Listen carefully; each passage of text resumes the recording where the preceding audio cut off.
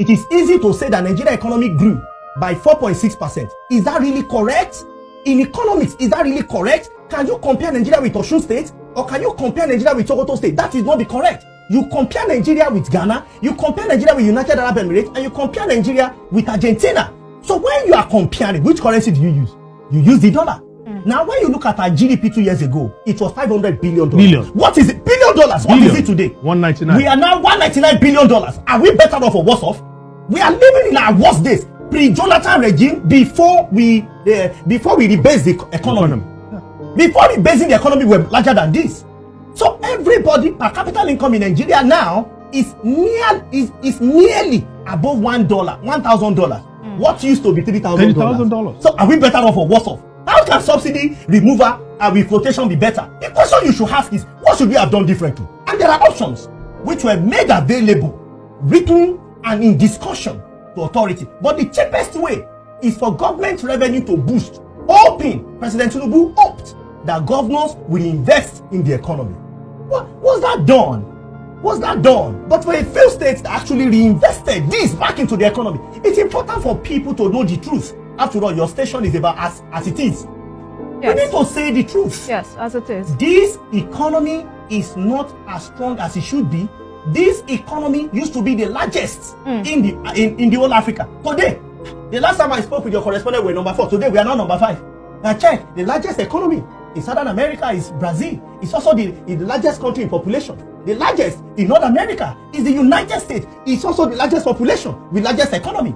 Then you now go to Europe and see in Eastern Europe, you see Russia as the largest economy and also the largest population. And go to Western Europe, where you meet Germany, the largest population, largest economy. When you come to Africa, oh my dear black Africa, Nigeria is the largest population. It's not the first, it's not the second, it's not the third, it's not the fourth, now the fifth. So how can those two policies be good? It is more than obvious that they were made out of error, they were made in mistakes, and some of us had provided alternative solution to the government. Whether we will take it or not is another kettle of fish.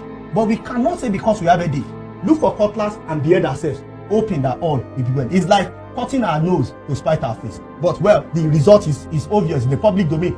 People that are watching us and are listening to us, you ask themselves, are they better off today than they were 2 years ago? They should ask themselves. When we say that at the end of the tunnel, there will be light, the father of modern economics, macroeconomics for that matter, John Maynard Keynes, he said, and I quote, he said, in the long run, we are all dead. Ask anybody, we will go through pain. When will the pain end?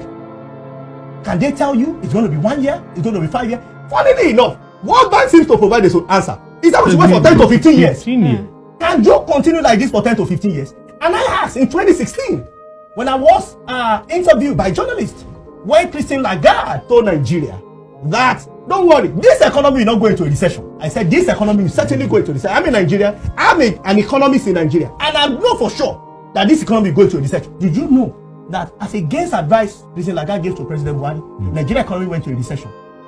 Was I happy? No. But is that the truth? That's what economics is about. In my profession, my conscience can never make me agree with hunger, poverty, and deprivation. It's important for us to look at economic history before we make economic judgments. Important for us to note in 1945, Germany was faced with similar decision immediately after the First World War. Germany was advised to float a currency as well as remove subsidy, which was done.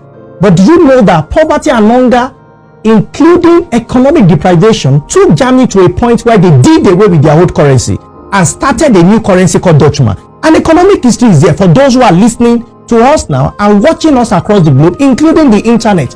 Just Google what I'm telling you. 2, another country that was also faced with so much hardship and as well as subsidy removal and currency devaluation was Japan. Japan has suffered a lot of loss in the World War. Why? Hiroshima and Nagasaki. This country had to follow Germany immediately because of the economic concern. I give you the third one, which is even more recent. It was Russia. Russia in 1980, early 80s, had a leader just before Vladimir Putin. The leader felt what was important was the advice coming from this same institution, which includes World Bank and IMF. First, remove subsidy. Second, float the currency. Third, increase taxes. in the name of tax reform. When Nigeria is looking at now, what happened? The country suffered and they fell without pain. You cannot have economic prosperity. Says you, which pain is America going through? Which pain are the other countries going through? People can die in pain.